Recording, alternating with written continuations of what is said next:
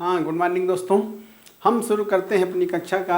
हम हिंदी यूनिवर्सिटी के बैनर तले हम लोग अंग्रेजी का अध्ययन कर रहे हैं। अनवरत ये अध्ययन जारी रहेगा। इसके पहले हम लोगों ने स्पेलिंग के ऊपर कुछ सीखा, फिर एक्टिव पैसिव कुछ सीखा। आज हम आपको बिना समय गंवाए डायरेक्ट इनडायरेक्ट नरेशन की तरफ ले चलते हैं। नरेशन भी इंग्लिश लैंग्वेज में महत्वपूर्ण भूमिका अदा करता है। Narration is just like a transformation, means narration करते समय हमें सेंटेंस के सेंस को अच्छी तरह से प्रकट करते हुए आगे बढ़ना है। इस नरेशन मीन्स इस विधा को पूरा करने के लिए हमें कितने तरह के सेंटेंस होते हैं, सेंटेंस को ध्यान में रखना है। जैसे असर्टिव हो गया, इंट्रोगेटिव हो गया, इम्परेटिव हो गया, एक्सक्लेमेटरी हो गया, ऑप्टेटिव हो गया। ऐसे नरेशन को करते समय हमें यह देखना है कि रिपोर्टिंग वर्ब क्या होता है, रिपोर्टेड वर्ब क्या होता है, रिपोर्टिंग वर्ब को कैसे बदलते हैं, किसमें कौन सा कंजंक्शन लगाते हैं, इन आदि बातों को देखना है। फिर टेंस का परिवर्तन कैसे करते हैं, पर्सन और प्रोनाउन का परिवर्तन करते कैसे हैं। तो अब आपको हम थोड़ा सा हाईलाइट करते हैं नरेशन को करते समय हमें क्या क्या बातें ध्यान में रखनी है। पहले तो आपको यह जानना है कि अगर असर्टिव सेंटेंस है, असर्टिव सेंटेंस, इसमें आप से टू को टेल में बदलते हैं। रिपोर्टिंग वर्ब की जहाँ तक बदलने की बात आती है तो सबसे पहले परिवर्तन आप से टू का करते हैं, फिर सेज टू रहेगा तो आप टेल्स में करेंगे, टेल्स में। और सेड टू होगा तो टोल्ड में करेंगे, सेड टू होगा तो टोल्ड में हम इसको बदलेंगे। यह रिपोर्टिंग वर्ब का परिवर्तन रहा। असर्टिव सेंटेंस में रिपोर्टिंग वर्ब प्रेजेंट टेंस में होगी तो आप प्रेजेंट टेंस में टेल कर देंगे। अगर वो पास्ट टेंस हो जाएगी तो सेड टू को टोल्ड बदल देंगे। यह पहला परिवर्तन होगा। फिर दूसरे नंबर पे असर्टिव सेंटेंस में आप कनेक्टिव मीन्स कंजंक्शन,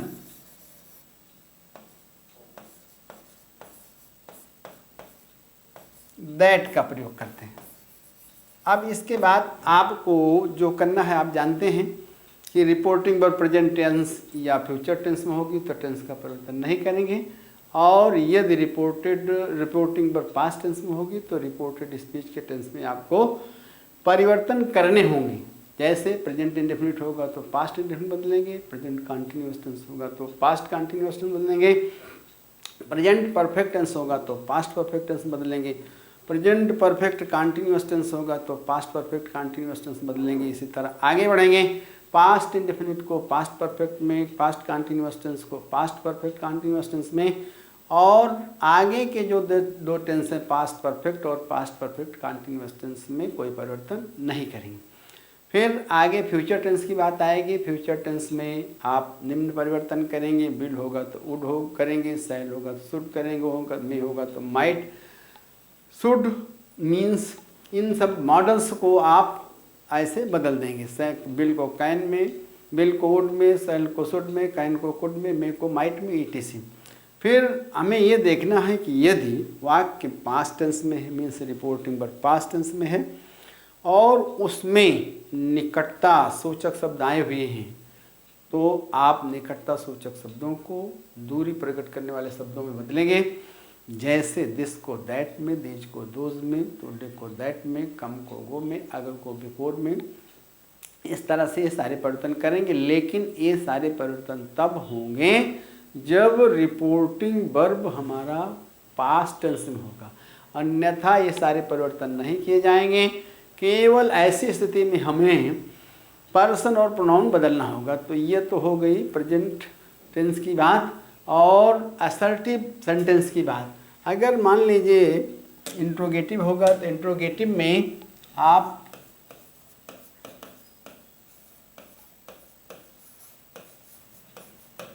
इंट्रोगेटिव में रिपोर्टिंग वर्ब का परिवर्तन हमें करेंगे। चूंकि अब इंट्रोगेटिव सेंटेंस में इंट्रोगेट किया जाता है, प्रश्न पूछा जाता है, इसलिए जब प्रश्न पूछने की बात आए तो आप रिपोर्टिंग वर्ब में जहाँ से होगा, से, आर से टू को आस्क में बदल देंगे, सेज या सेज टू को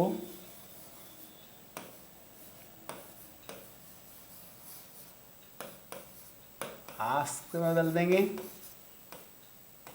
और सेड या सेड टू को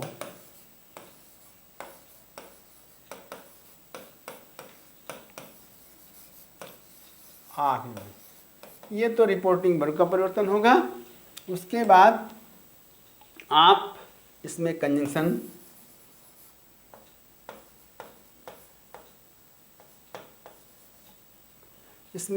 आप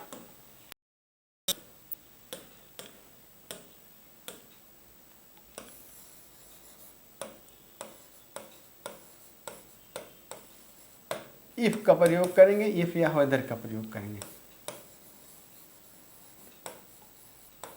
इस तरह से आपका ये हो जाएगा। अब आपको ये दिमाग में रखना है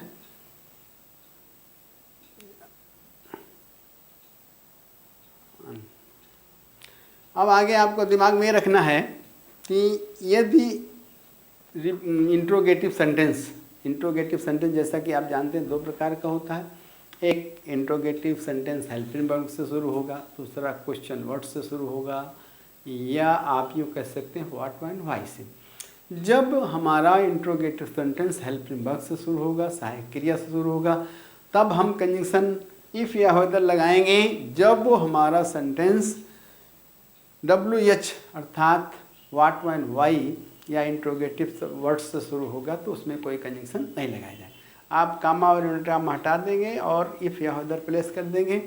बाकी सारे परिवर्तन आप पहले जैसे करेंगे, उसमें आपको कहीं से कोई टेंशन नहीं लेना है। पर्सन प्रोनाउन और टेंस। अब अगर हमारा सेंटेंस इम्परेटिव है तो imperative sentence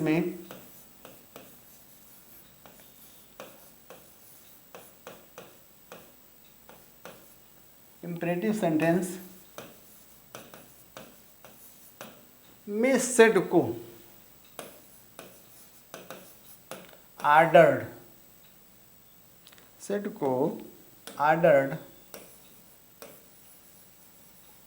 requested,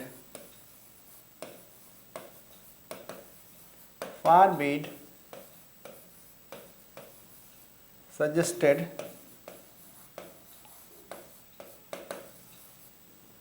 ordered, requested, forbid, suggested, advised,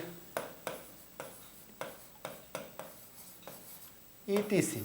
इस तरह बदल देंगे। जैसा सेंस होगा तो आदेश का, अगर आर्डर का सेंस होगा तो आर्डर बदल दिया जाएगा, प्रार्थना का सेंस होगा तो रिक्वेस्टेड बदल दिया जाएगा, और सलाह का होगा तो एडवाइज में, सुझाव का होगा तो सजेस्टेड में, मना किया गया होगा तो फॉरबिड में बदल देंगे। ये पहला परिवर्तन रिपोर्टिंग वर्ब का हो जाएगा। फिर आप यहाँ पर कामा और इन्वर्टेड कामा हटाएंगे और वर्ब के पहले आपको वर्ब से पहले या वर्ब के पहले टू का प्रयोग करेंगे। ये इसकी बात रही। अब ऐसे हम आगे बढ़ते हैं। एक्सक्लेमेटरी सेंटेंस होगा तो सेड को जैसा सेंस होगा। यदि दुख की बात होगी तो एक्सक्लेम्ड विद सारो, एक्सक्लेम्ड सारोफुली में। प्रसन्नता की बात होगी तो exclaimed with Joy, exclaimed joyfully में बदलेंगे। और यदि इस तरह की सारी बातें होगी, मान लीजिए आपका सेंटेंस आश्चर्य वाला है तो एक्सक्लेम्ड या एक्सक्लेम्ड सरप्राइज बदलेंगे। क्योंकि आपको ये जानना है कि कोई भी विस्मयबोधक वाक्य जब इनडायरेक्ट बनता है तो वो विस्मयबोधक न रह करके साधारण हो जाता है, असर्टिव हो जाता है। इसलिए इसमें कंजंक्शन दैट का प्रयोग किया जाएगा। अब आगे इसी तरह ऑप्टेटिव बदलेंगे।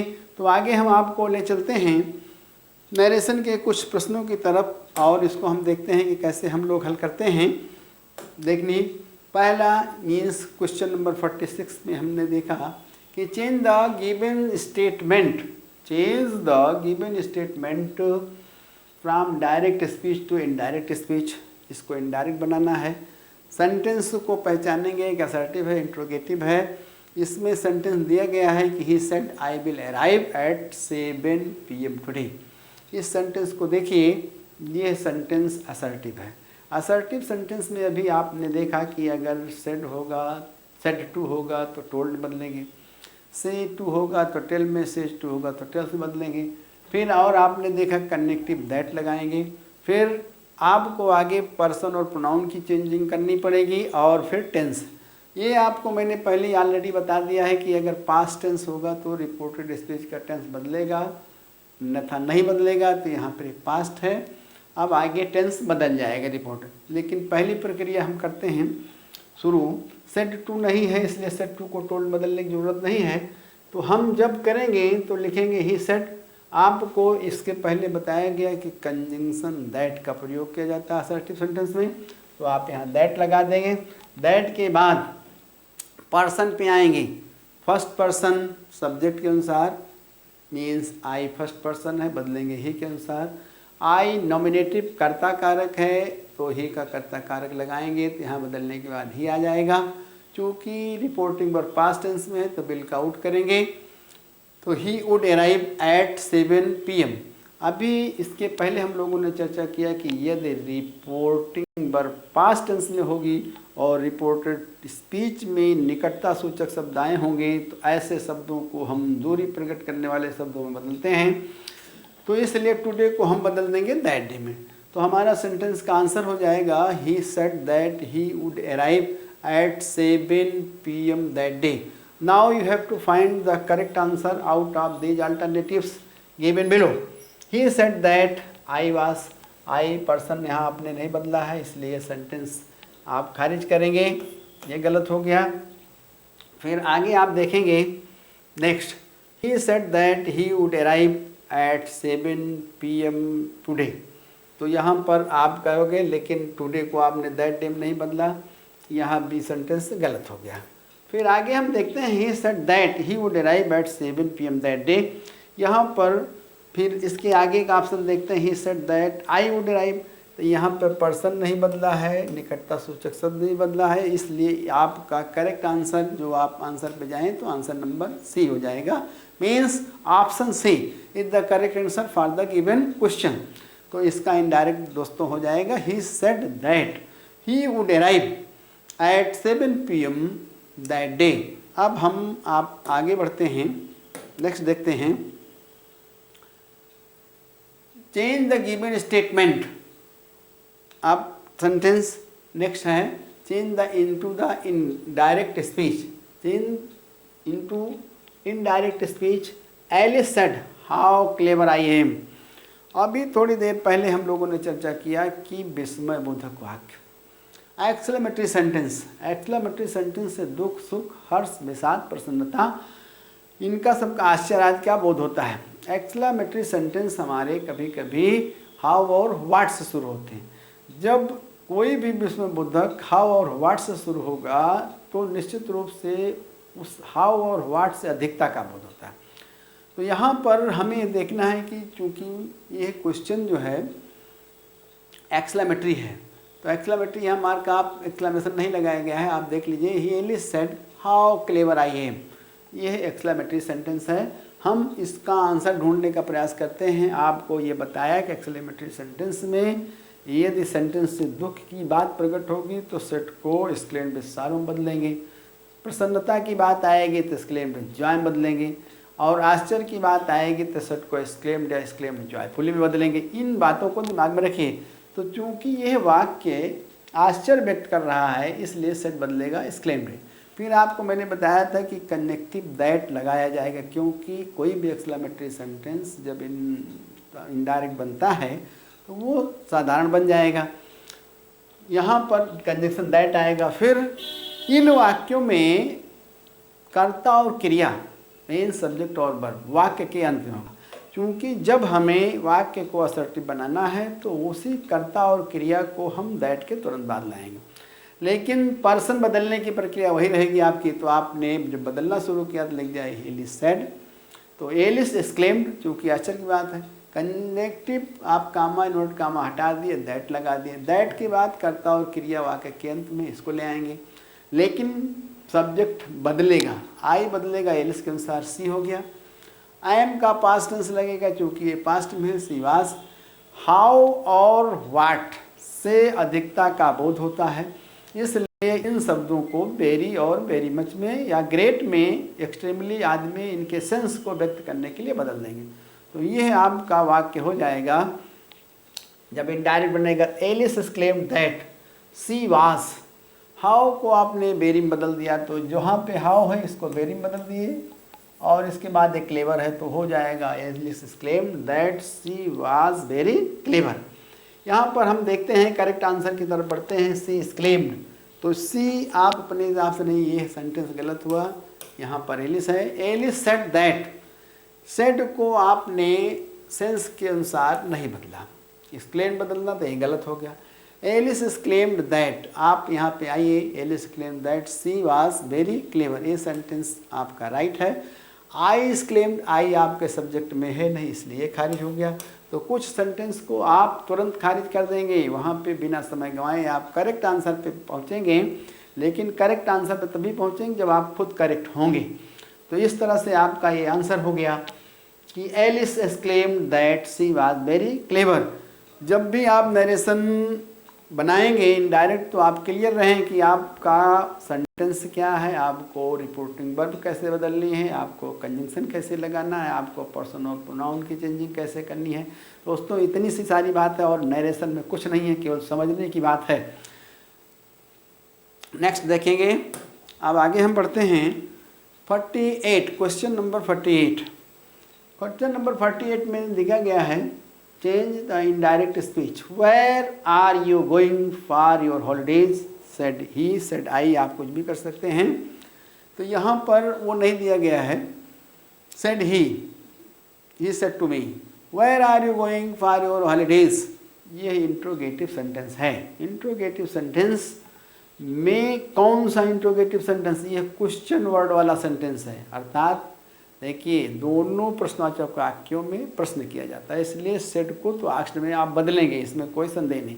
लेकिन एक अंतर आपको ये दिमाग में रखना है कि जो हेल्पिंग वर्ब से वाक्य शुरू होंगे उनमें तो आप कंजंक्शन इफ या वेदर का प्रयोग करेंगे, और जो वाक्य हेल्पिंग वर्ब से नहीं शुरू होंगे, जो क्वेश्चन वर्ड से शुरू होंगे, अर्थात जो वाक्य व्हाट, व्हेन, व्हाई, हु, हुम से शुरू होंगे, उनमें आप किसी भी कंजंक्शन का प्रयोग नहीं करेंगे। कामा और इनवर्टेड कामा हटाएंगे, उन शब्दों को अपने स्थान पर बने रहेंगे। क्योंकि यहाँ पे हमें ये ध्यान रखना है कि कोई भी इंट्रोगेटिव वाक्य साधारण बनेगा। जब इंट्रोगेटिव वाक्य इनडायरेक्ट बन जाता है तो इंट्रोगेटिव वाक्य साधारण बन जाता है, वो प्रश्नवाचक नहीं रह जाता है। इसलिए वेयर से प्रश्नवाचक वाक्य शुरू है, लेकिन साधारण और प्रश्नवाचक का अंतर क्या है, जब कर्ता के पहले क्रिया होगी तो वही वाक्य प्रश्नवाचक होगा, और जो कर्ता के बाद क्रिया चली जाएगी तो वही वाक्य असर्टिव और साधारण बन जाएगा। केवल वेयर, व्हाट, व्हेन, व्हाई लगाने से कोई वाक्य प्रश्नवाचक नहीं बनेगा। वो प्रश्नवाचक बनने में क्या चाहिए, where, what, when, why, WH plus helping verb plus subject plus other things is equal to interrogative sentence. WH plus subject plus verb plus other things is equal to simple sentence. ये आपको जानिए कि what, when, why, who, हुम से कोई लगने से कोई वाक्य प्रश्नवाचक नहीं बनेगा। जब तक कर्ता के पहले हेल्पिंग वर्ब नहीं होगा तब तक वो वाक्य प्रश्नवाचक नहीं बनेगा। इस बात को दिमाग में आपको रखना है। अभी थोड़ी देर पहले हम लोगों ने डिस्कशन किया कि कोई भी इंट्रोगेटिव वाक्य जब इनडायरेक्ट बन जाएगा तो इनडायरेक्ट बनने के बाद वह वाक्य साधारण हो जाएगा। साधारण हो जाएगा तो उसमें कर्ता पहले आएगी, क्रिया बाद में जाएगी। बदलने के सारे नियम वही हैं। अब हम पॉइंट पे आते हैं कि इसका करेक्ट आंसर क्या होगा। He said to me, he said me, तो सेड चूँकि आस्क्ड बदलना है प्रश्नवाचक वाक्य, खारिज करिए तुरंत। ही आस्क्ड इफ, कंजंक्शन इसमें नहीं लगेगा क्योंकि वेयर से शुरू है, भी आप तुरंत खारिज करें। फालतू चीज़ों पे अननेसेसरी समय हमको नहीं गंवाना है। He asked me where I was going for my holidays. तो यहाँ पर ये देखते हैं, यहाँ पर यही है, he asked me where I was going for my holidays, वो सेंटेंस था he said to me where are you going, where are you going for your holidays. वो पूरा क्वेश्चन लिखता तो लिखता जाए he said to me where are you going, you बदल जाएगी, मी के अनुसार आई आ जाएगा और आर का पास्ट टेंस वाज हो जाएगा, गोइंग फॉर योर बदलेगा, पॉजेसिव केस है, ऑब्जेक्ट के अनुसार, नहीं तो माई हो गया, हॉलीडेज। तो ये आपका करेक्ट आंसर हो गया। आगे आंसर नंबर डी पे जाते हैं। क्यों गलत है, he wanted to know where was, अब यहाँ पर वाज पहले लग गया। सब आपको मैंने बताया कि वाक्य जब भी आप इनडायरेक्ट बनाते हैं, कोई भी वाक्य इनडायरेक्ट बनने के बाद इंट्रोगेटिव वाक्य प्रश्नवाचक नहीं रह जाएगा, वो साधारण बनेगा। अगर ऐसी प्रक्रिया को हम नहीं पूरा करेंगे तो सेंटेंस हमारा रॉन्ग कंसीडर किया जाएगा। तो हम देखते हैं कि इस दिए हुए क्वेश्चन का सही आंसर ऑप्शन नंबर सी है, इसलिए आप सी पे जाएंगे। नेक्स्ट आगे बढ़ते हैं। Change the indirect speech. Now next question, he said what a beautiful scene.